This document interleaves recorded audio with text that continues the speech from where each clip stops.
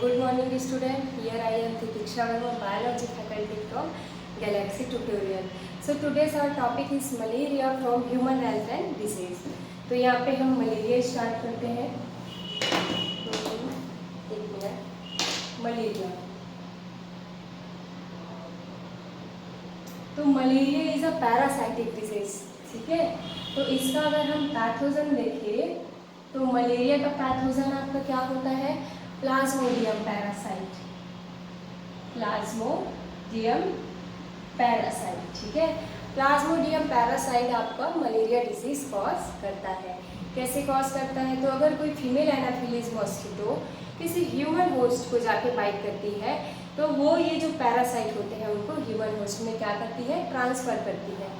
अब बात आती है मलेरिया में होस्ट की. तो यहाँ पे टोटल 2 होस्ट होते हैं. टू होस्ट में आपका आता है फर्स्ट ह्यूमन, सेकंड आता है मॉस्किटो. फर्स्ट आपका ह्यूमन होस्ट एंड सेकंड आपका मॉस्किटो होस्ट. अब यहाँ पे हम देखते हैं ह्यूमन होस्ट में क्या होता है. तो ये जो आपकी मलेरिया का पैरासाइट होता है वो ह्यूमन होस्ट में एसेक्सुअल रिप्रोडक्शन करता है. तो asexual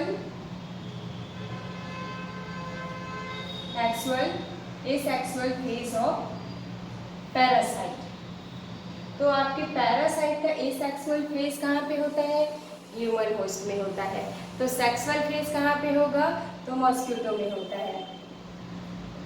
sexual phase of parasite. कहने का मतलब ये है कि जब आपका ह्यूमन बॉडी में पैरासाइट रहेगा तो वहाँ पे एसेक्सुअल रिप्रोडक्शन करता है और जब मॉस्किटो में रहेगा तो वहाँ पे सेक्सुअल फेज ऑफ रिप्रोडक्शन का प्रोसेस चलता है. ठीक है. अब अगर हम बात करें वेक्टर, तो इस डिजीज में आपका वेक्टर होता है female Anopheles mosquito.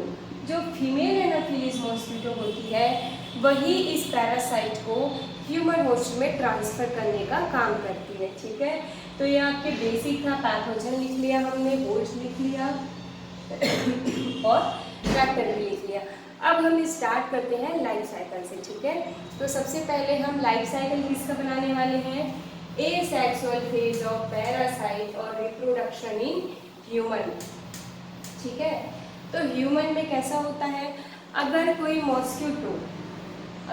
Mosquito human host को बाइट करता है. बाइट किसने किया? मॉस्किटो ने. तो ये जो मॉस्किटो होती है वो ह्यूमन होस्ट में इस पैथोजन को ट्रांसफर कर देती है. ठीक है. किस फॉर्म में? स्पोरोजोइड के फॉर्म में. किस फॉर्म में ट्रांसफर किया? स्पोरोजोइड. ठीक है. ये जो स्पोरोजोइड्स होते हैं वो अब ह्यूमन बॉडी के ब्लड से होते हुए कहाँ ट्रांसफर होंगे? लीवर में. देखिए हम बना लेते हैं ब्लड स्ट्रीम. ठीक है. ब्लड स्ट्रीम में आपका क्या चली गया? स्पोरोजोइड. अब ब्लड स्ट्रीम से होते हुए आपका स्पोरोजोइड कहाँ पे जाएगा? लीवर सेल में. तो हम यहाँ पे देखो बड़ा सा क्या बना लिया? लीवर. देखिए लीवर में आपका क्या आ गया? स्पोरोजोइड. लीवर में जाने के बाद आपका स्पोरोजोइड क्या करता है? लीवर सेल में पहुंच जाता है. अब लीवर सेल का क्या नाम है? हिपैटोसाइट होता है. हम बना लेते हैं यहाँ पे. देखिए 2 मैंने क्या बना लिया? Liver cell. जो क्या होता है? हिपैटोसाइट है. Sorry, hepatocyte. ठीक है. अब जो स्पोरोजोइड आपके लीवर में होते हैं वो लीवर से कहाँ ट्रांसफर हो जाएंगे? लीवर सेल में हो जाएंगे. यहाँ पे हम बना लिए.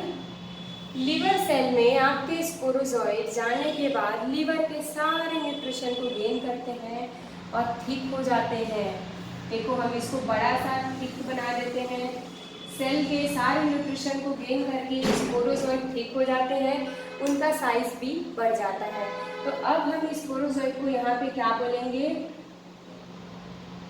साइज़ोन्ट. ठीक है. इस साइज़ोन्ट में अब क्या होगा? तो इस साइज़ोन्ट में अब मल्टीपल फ्यूजन होगा. मल्टीपल फ्यूजन होने से आपके साइजॉन्स जो होते हैं क्वांटिटी में बढ़ जाते हैं। हम दूसरे लीवर सेल में आपको दिखा रहे हैं क्वांटिटी में बढ़ जाते हैं, तो अब हम इसको मीरोजोइट बोलेंगे। जब लीवर सेल में आपके मीरोजोइट की क्वांटिटी बहुत ज़्यादा बढ़ जाती है तो आपका लीवर सेल बस्ट हो जाता है। और अगर आपका लीवर सेल बस्ट होता है तो ये मीरोजोइट्स कहाँ जाएंगे, कहाँ जा सकते हैं बताओ। तो ये जो मीरोजोइट्स होते हैं बस्ट होने की वजह से आपके लीवर में आ जाते हैं, लीवर सेल से बाहर आके लीवर में आते हैं एंड जाकर दूसरे लीवर सेल्स को इन्फेक्ट करेंगे। एंड सेकेंडरी ये क्या करते हैं, लीवर से निकल के ये पहुंच जाते हैं आपके आरबीसीएस में। कहाँ पहुंचे, आरबीसीएस में। यहाँ पे हम बना लिया ऐसा मीरोजोइट। जैसे ही आपका मीरोजोइट आरबीसीएस में पहुंचता है आपका इम्यून सिस्टम एक्टिवेट हो जाता है इसको डिस्ट्रॉय करने के लिए। तो अब ये पैरासाइट क्या करता है, अपने शेप में चेंजेस कर लेता है। क्यों किया भाई, क्योंकि उसको इम्यून सिस्टम से बचना था। यहाँ पे हम देखेंगे ये अपने न्यूक्लियस को एक कॉर्नर में बना देता है और वैक्यूल लाइक स्ट्रक्चर बना देता है। इसको आप रिंग शेप स्ट्रक्चर बोलते हैं। और इस रिंग शेप स्ट्रक्चर में जो आपका पैरासाइट है इसको आप ट्रोफोजोइट बोलते हो। इसके बाद आपका इम्यून सिस्टम इसको नहीं पहचान पाता है, ठीक है। इसलिए आज तक आपके मलेरिया डिजीज का कोई वैक्सीन नहीं बन पाया है। फिर क्या करता है, तो ये वापिस से अपने शेप में आ जाता है, ठीक है। कौन, ट्रोफोजोइट मीरोजोइट बन गया फिर से। और क्या करता है, अभी आपके आरबीसीएस के सारे न्यूट्रिशन को गेन करके ठीक होने लगता है। सेम वही सिचुएशन जो आपके लीवर सेल में हुआ था। तो हम यहाँ पे देखो ठीक बना दिया आपके किसके, मीरोजोइट को। ये जो मीरोजोइट होता है ठीक होने लगता है आपके आरबीसीएस में। और इसमें अब फिर से क्या होगा, मल्टीपल फिजन होगा। मल्टीपल फिजन होने से आपके आरबीसीएस में फिर से मीरोजोइट्स की क्वांटिटी बढ़ जाएगी। यहाँ पे हम देखो बना देते हैं बहुत सारे मीरोजोइट्स। कहाँ पे बन गए हैं आपके आरबीसीएस में, आरबीसीएस में मीरोजोइट बन गए। बट यहाँ पे ध्यान रखने वाली एक बात है, जब आपके आरबीसीएस में मीरोजोइट्स का मल्टीपल फिजन होता है तो साथ में वहाँ पे एक टॉक्सिक सब्सटेंस का फॉर्मेशन होता है जिसे आप बोलेंगे हीमोजोइन। यहाँ पे एक हीमोजोइन टॉक्सिक सब्सटेंस, देखो मैं ऐसा डॉट डॉट बना रही हूँ, इसका नाम है आपका hemozoin. Hemozoin is a pigment, ठीक है, ये टॉक्सिक सब्सटेंस होता है। जैसे ही आपके आरबीसीएस सेल्स में मीरोजोइट्स की क्वांटिटी बढ़ती है तो आरबीसीएस भी क्या होगा, क्या होना चाहिए, बस्ट होगा। बस्ट हो गया तो जैसे अगर आपका आरबीसीएस बस्ट होगा तो मीरोजोइट्स तो आरबीसीएस से बाहर आ गए भाई, देखो ऐसे बाहर आएंगे ना। आरबीसीएस क्या हो गया, बस्ट। मीरोजोइट कहाँ आ गए, आरबीसीएस से बाहर। साथ में और क्या बाहर आएगा, जो आपका टॉक्सिक पिगमेंट था जिसका नाम था हीमोजोइन। जब हीमोजोइन आरबीसीएस के बस्ट होने से बाहर आती है तो यहीं पे फर्स्ट सिम्टम अपीयर होता है। मलेरिया डिजीज का आपका फर्स्ट सिम्टम यहीं पे अपीयर होता है, ठीक है। जब जब आपका आरबीसीएस बस्ट होता है तब तब हीमोजोइन आपका रिलीज होता है एंड बहुत ज़्यादा फीवर आता है। एक पर्टिकुलर ड्यूरेशन में फीवर आता है। उसका रीज़न यही है कि आरबीसीएस में मीरोजोइट्स को ठीक होकर मल्टीपल फिजन करके आरबीसीएस को बस्ट करने में टाइम लगता है, ठीक है। और जब भी हीमोजोइन आपका रिलीज होगा फीवर आता है, ठीक है।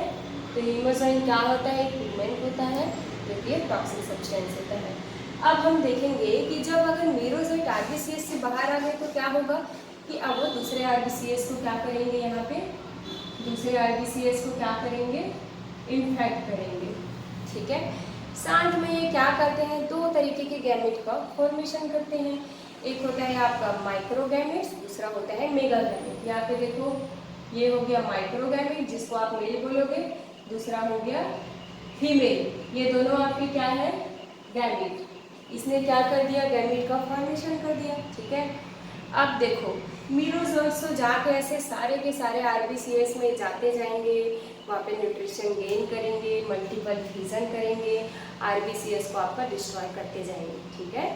ये गैमेट्स का क्या होगा, ये गैमेट्स को अगर कोई फीमेल एनाफिलिस मॉस्किटो आके इन्फेक्टेड पर्सन को क्या करती है, बाइट करती है, तो बाइट करती है तो उसके साथ ये जो दोनों गैमेट्स होती है इसको कौन सा कर लिया, मॉस्किटो ने सब कर लिया ये दोनों गैमेट्स को, ठीक है।